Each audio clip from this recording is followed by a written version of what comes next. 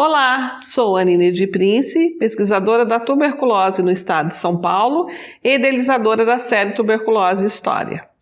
No vídeo de hoje, vou abordar as origens da localidade de Campos do Jordão e quais foram os fatores que contribuíram para que ela se tornasse o centro de tratamento e cura da tuberculose.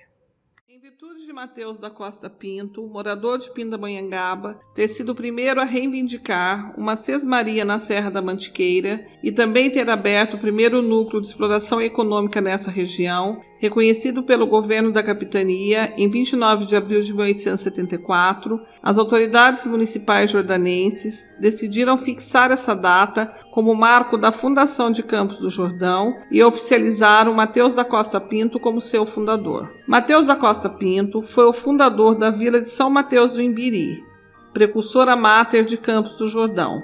Lançou as sementes do primeiro núcleo, destinado a forasteiros que vinham para as montanhas, atraído pela excelência do clima, e plantou os alicerces da cidade que nascia sob o signo da tuberculose. Ele próprio adquiriu terras nos altos da Mantiqueira, objetivando construir casa para descanso e recuperação da saúde.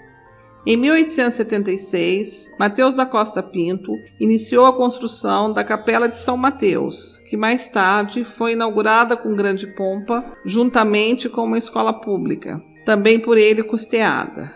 Nesse meio tempo, dado o constante afluxo de tuberculosos, seu Mateus, então, construiu a pensão São Mateus a eles destinada. Tal obra serviu de exemplo aos doutores Gustavo de Oliveira Godoy e Francisco Marcondes Romeiro, que no ano de 1878 adaptaram a casa de Inácio Caetano para a Casa de Saúde, nome este dado pelo povo em virtude de Nossa Senhora da Saúde. Em 1883, Mateus da Costa Pinto ampliou a pensão São Mateus, transformando-a no Hotel Imbiri. A partir da transformação da pensão São Mateus em Hotel Imbiri, outras medidas foram tomadas, objetivando uma ampliação de atendimento aos tuberculosos. Em 5 de dezembro de 1876, a máquina Aricanduva da Companhia Estrada de Ferro Rio de Janeiro-São Paulo, em viagem inaugural, passou por Pindamonhangaba, ante as perspectivas traçadas pelo grande acontecimento. José Inácio dos Santos Bicudo constituiu uma companhia de transporte para os Campos do Jordão.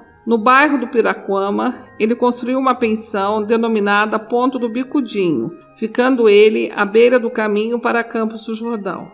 Organizou um serviço de trole para apanhar na estação de Pindamonhangaba os passageiros que se destinavam à Vila Jaguaribe, conduzindo-os até a pensão, onde pernoitavam para no dia seguinte subirem a serra. No começo, a viagem era feita a cavalo, mas como a maioria dos seus fregueses era constituída de doentes, Bicudinho então idealizou e pôs em prática um novo sistema de transporte, os banguês e as liteiras. Desde que houvesse passageiros, no horário das 6 às 13 horas, a condução era garantida. O preço da passagem, incluindo troley, pensão e transporte da bagagem, que era realizado em cargueiros, variava de acordo com as condições financeiras dos passageiros. No ano de 1878, os doutores Gustavo de Oliveira Godoy e Francisco Marcondes Romeiro adaptaram a casa de Inácio Caetano para a Casa de Saúde, nome que lhe foi dado por ter ficado nela a imagem de Nossa Senhora da Saúde, enquanto se construiu o altar-mor da Capela de São Mateus.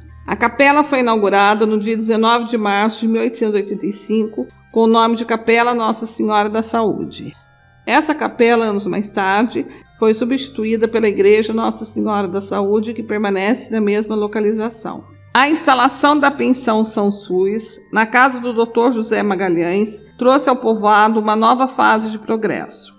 Outra pensão foi instalada na casa onde morava o Dr. Raposo, o mesmo sucedendo em relação ao barracão da fábrica de mel e de fumo, em que em 1887 João Maquinista montara onde hoje é o Sanatório São Vicente de Paula. Em Ozinho São Tiago, comprando a casa do Major José Inácio Camargo Caetano, também montou uma pensão que muito valorizou a zona dos bairros Santa Cruz, Girô e Équina. Tratando-se de um lugarejo, o comércio no povoado de Campos do Jordão, no século XIX, era inexpressivo e seu abastecimento se fazia por intermédio de São Bento Sapucaí e Pindamonhangaba. O médico Domingos José Jaguaribe, por volta de 1891, adquiriu uma vasta porção de terras de várias pessoas e também dos herdeiros de Mateus da Costa Pinto, que foi denominada inicialmente como Vila Velha. Em agradecimento aos serviços prestados pelo médico, que trabalhou com afinco para o seu desenvolvimento, posteriormente, a Vila Velha foi denominada de Vila Jaguaribe. No final do século, adquiriu boa parte das terras de Mateus da Costa Pinto e constituiu a Companhia Brasileira de Colonização, responsável pelo desenvolvimento de vasta área, desde o Vale do Imbiri ao Alto da Boa Vista. Propagou em todo o país as qualidades terapêuticas do ar puro dessa terra, acompanhado por Emílio Ribas e Vitor Godinho, sanitaristas de renome e grandes divulgadores do milagre que o clima propiciava na recuperação da saúde. Domingos Jaguaribe empenhou também inúmeros esforços no sentido de notabilizar e divulgar a estância de Campos do Jordão para todo o Brasil. Dentre eles, anunciou que cedia 100 lotes de terrenos aos que quisessem edificar pequenas casas. Plantas de pequenas construções foram feitas, sendo fundada uma serraria para facilitar as construções.